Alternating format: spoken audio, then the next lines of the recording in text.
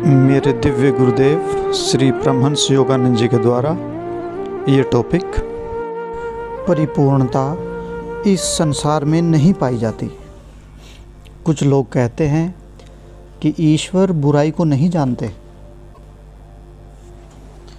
क्योंकि वे यह स्पष्ट नहीं कर सकते कि ईश्वर जो श्रेष्ठ है, सबसे महान है, तो लूटपाट, हत्याएं, रोग, निर्धनता तथा अन्य भयानक घटनाएं जो इस पृथ्वी पर निरंतर हो रही हैं, क्यों होने देते हैं। ये दुर्भाग्यपूर्ण घटनाएं निश्चित रूप से हमारे लिए बुराई है, परंतु क्या वे ईश्वर के लिए बुराई हैं?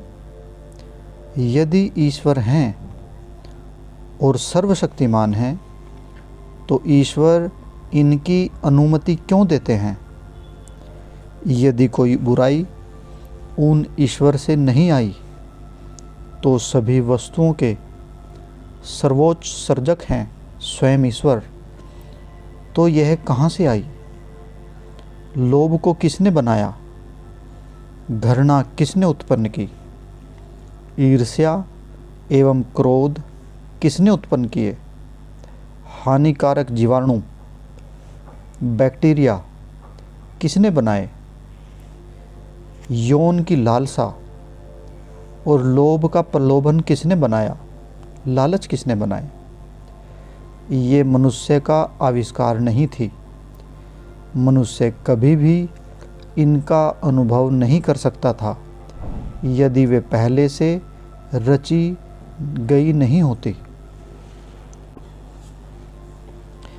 कुछ लोग यह समझाने का प्रयास करते हैं कि बुराई विद्यमान नहीं है, या यह कि यह मात्र मनोवैज्ञानिक घटक है, परंतु यह ऐसा नहीं है। बुराई का प्रमाण यहाँ संसार में है, आप इसे नकार नहीं सकते। यदि बुराई न होती तो संत लोग प्रार्थना क्यों करते और कहते, हमें प्रलोभन की ओर न ले जाएं। वो इस तरह से प्रार्थना क्यों करते कि हे ईश्वर, हमें बुराई से बचाएं। वे स्पष्ट रूप से कह रहे थे कि बुराई का अस्तित्व है। अतः सत्य यह है, हम विश्व में बुराई को पाते हैं, और यह कहाँ से आई? परमात्मा से। बुराई वह विरोधाभास प्रदान करती है जो हमें अच्छाई को पहचानने और अनुभव करने में सक्षम बनाता है। यदि कोई सृष्टि होनी थी तो बुराई का होना आवश्यक ही था। यदि आप किसी सफ़ेद बोर्ड पर सफ़ेद चौक से कोई संदेश लिखें तो कोई भी इसे नहीं देख पाएगा। इसलिए बुराई के काले पट्ट के बिना संसार में अच्छी वस्तुओं को बिल्कुल भी बढ़ाया नहीं जा सकता था। अपने बुरे कर्म के द्वारा कुछ लोगों ने शाश्वत रूप से इसको प्रसिद्ध बना दिया। इसी संसार में कुछ खलनायक हैं तो कुछ महान संत भी हैं। परिपूर्णता इस संसार में नहीं पाई जाती। यह जानना कठिन है कि अच्छाई और बुराई के बीच में विभाजक रेखा जो इन दोनों गुणों को बांटती है, कहाँ है। यह निश्चित रूप से भयानक है कि प्रति 100 वर्षों में कीटाणु 2 अरब लोगों को मार डालते हैं। यदि मृत्यु होती ही न, तो अत्यधिक जनसंख्या के उस उपद्रव के विषय में सोचिए। और यदि यहाँ सभी कुछ अच्छा और परिपूर्ण होता, तो कोई भी स्वेच्छा से, अपनी इच्छा से इस पृथ्वी को न छोड़ता। कोई भी परमात्मा की ओर वापस जाना ना चाहता। इस प्रकार एक अर्थ में दुख या बुराई आपका सर्वोत्तम मित्र भी है, क्योंकि यह आपको ईश्वर की खोज प्रारंभ कराता है। बिना दुखों के हम में से कौन है जो ईश्वर को याद करे? जब आप इस विश्व की अपूर्णताओं को, अधूरेपन को स्पष्ट रूप से देखना आरंभ करते हैं, तब आप ईश्वर की परिपूर्णता की खोज प्रारंभ करेंगे। सत्य यह है कि ईश्वर बुराई का प्रयोग, दुख का प्रयोग हमें नष्ट करने हेतु नहीं, अपितु अपने खिलौनों, इस संसार के खेल खिलौनों से हमारा भ्रम दूर करने हेतु कर रहे हैं, ताकि हम उन्हें खोज सकें। यही कारण है कि ईश्वर स्वयं अन्याय या बुराई को अनुमति देते हैं। परंतु मैंने प्रभु से कहा, प्रभु, आपने कभी कष्ट नहीं झेले, आप तो सदैव परिपूर्ण रहे हैं, आप कैसे जानेंगे कि कष्ट क्या है? फिर भी आपने हमें इन परीक्षाओं में रखा है और आपको ऐसा करने से कुछ लेना देना भी नहीं था। हमने नश्वर जीवों के रूप में, मर जाने वाले जीवों के रूप में जन्म लेने और कष्ट पाने के लिए आपसे याचना नहीं की थी कि हमें यहाँ इस पृथ्वी पर भेजें। वे बुरा नहीं मानते कि मैं उनसे तर्क वितर्क करता हूँ। ईश्वर बड़े धैर्यवान हैं। प्रभु ने उत्तर दिया, ईश्वर उत्तर देते हैं, आपको लगातार पीड़ित होने की आवश्यकता नहीं है। पूज्य गुरुदेव परमहंस योगानंद जी को भगवान उत्तर दे रहे हैं और कह रहे हैं कि आपको लगातार पीड़ित होने की, दुखी होने की आवश्यकता नहीं है। मैंने प्रत्येक व्यक्ति को बुराई की अपेक्षा अच्छाई को चुनने तथा इस प्रकार मेरे पास वापस आने के लिए स्वतंत्र इच्छा की शक्ति प्रदान की हुई है। अतः बुराई ईश्वर द्वारा यह जानने हेतु परीक्षा है कि हम उन्हें चुनते हैं या उनके उपहारों को। उनके उपहार हमारे सांस, हमारे लिए भोजन, हमारे लिए धूप, हमारे लिए स्वास्थ्य, सभी कुछ जो भी ईश्वर से आता है वो हमारे लिए उपहार ही है। उन्होंने हमें अपने प्रतिबिंब के रूप में रचा था, अपने जैसा बनाया था तथा हमें स्वयं को मुक्त करने की शक्ति भी प्रदान की थी। परंतु हम उस शक्ति का प्रयोग, इच्छा शक्ति का प्रयोग नहीं करते। रात में जब हम अपने कार्यों से विश्राम पाते हैं, हम सभी ईश्वर जैसे बन जाते हैं, परंतु दिन के समय हम शैतान बन जाते हैं। हम सभी नहीं, परंतु हम में से अधिकतर लोग दिन के समय ईश्वर से अंतर संपर्क क्यों न करें, क्यों न उनसे मन ही मन बात करें, क्योंकि तब हम कोई भय नहीं जानेंगे, हम कोई बुराई नहीं जानेंगे। यह कहना सरल है, परंतु इसका अभ्यास करना बहुत ही कठिन।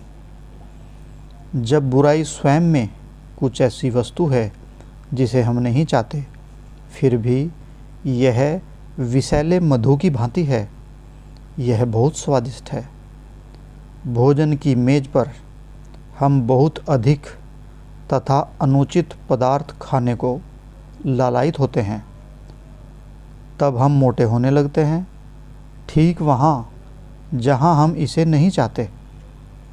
हमारे अनुचित कार्यों के उत्तर में प्रकृति बदला लेती है और हर समय हमारा उपहास करती दिखाई देती है। वास्तव में यह एक मनोरंजक विश्व है, परंतु हमारे अनुचित कार्यों के परिणाम हमें अधिक मनोरंजक नहीं लगते, ये दुख देते हैं। इसलिए मैं ईश्वर से हमेशा झगड़ा करता हूँ और उन्हें डांटता भी हूँ और कहता हूँ, आपने ये सभी भयानक प्रलोभन को क्यों रचा, जिनके समक्ष आपके बच्चे घुटने टेक देते हैं। आपने उन्हें इतना लालच को इतना आनंददायक क्यों बनाया। ठीक है, वह ईश्वर की युक्ति है, ईश्वर ऐसे ही कार्य करते हैं। यदि आप एक मूर्ख की भांति कार्य करते हैं तो आप कष्ट पाने के पात्र हैं। ईश्वर कहते हैं, मैंने तुम्हें अपने जैसा बनाया है और तुम्हें मेरे जैसा ही व्यवहार करना चाहिए। मैं कहता हूँ, परंतु हे प्रभु, वे नहीं जानते कि वे आपके प्रतिबिंब में बने हैं। कोई भी मनुष्य नहीं जानता कि वे स्वयं आपके पुत्र हैं। उनका उत्तर ठीक है, मेरे संत उन्हें बताने का प्रयास कर रहे हैं। ईश्वर ने उत्तर दिया कि मेरे संत हर मनुष्य को यह बताने का प्रयास कर रहे हैं। मैं उन्हें अच्छा बनने हेतु विवश नहीं करूँगा। परंतु आपने हमें इस अव्यवस्था में क्यों डाला। परमहंस योगानंद जी ने पूछा, परंतु आपने हमें इस अव्यवस्था में क्यों डाला। आप कभी इस भ्रम की दलदल में नहीं रहे। आपने हमें क्यों यहाँ रखा है। यहीं पर प्रभु मुस्कुराते हैं और उत्तर देते हैं और ये कहते हैं, यह ऐसा ही है और यह ऐसा ही रहेगा। इसलिए बात यह है, इस संसार में कोई परिपूर्णता नहीं है। इसे यहाँ क्यों खोजते हैं। आप क्षणभंगुर प्रसन्नता पा सकते हैं, थोड़े समय के लिए प्रसन्नता पा सकते हैं, परंतु अधिकतर आप कष्ट एवं अन्याय ही पाएंगे। जब शरीर के साथ कुछ गड़बड़ हो तो पीड़ा उसे जानने हेतु आपको दी गई थी, परंतु जब कैंसर की पीड़ा आती है तो इससे कोई तर्क नहीं होता। पीड़ित को अपने दर्द से कोई राहत नहीं होती और वह नहीं जानता कि उसे कष्ट क्यों उठाना पड़ रहा है। और यहाँ ऐसे लोग हैं जिन्हें धन की आवश्यकता है और वो इसे पा नहीं सकते, और वे जिन्हें इसकी आवश्यकता नहीं है वे सरलता से और अधिक प्राप्त कर लेते हैं। जिनके पास अधिक है वे और अधिक चाहते हैं, और जिनके पास कुछ नहीं है वे केवल थोड़ा सा और चाहते हैं, परंतु उसे भी प्राप्त नहीं कर पाते। क्या यह सत्य नहीं है। ये अन्याय क्यों। कुछ लोग पूर्णतः स्वस्थ और कुछ सदैव रोगी, परंतु स्वास्थ्य अथवा रोग आवश्यक रूप से यह निर्णय नहीं करते कि आप प्रसन्न हैं अथवा नहीं, आप खुश हैं अथवा नहीं। यह आपके मन की अवस्था है जो कि आपको खुश या दुखी बनाती है। संत फ्रांसिस अधिकतर समय पीड़ित रहे और फिर भी वे रोगियों को स्वस्थ कर रहे थे और ईश्वर के आनंद से परिपूर्ण थे। जब आपने ईश्वर में मुक्ति प्राप्त कर ली हो तो आपके लिए कष्टों का अर्थ अलग हो जाता है, परंतु सर्वप्रथम आपको वह मुक्ति प्राप्त करनी होगी। आपको इच्छा रहित होकर कार्य करना अवश्य सीखना चाहिए तथा इस संसार में आसक्ति रहित विदाउट एनी अट्रैक्शन होकर जीना सीखना चाहिए।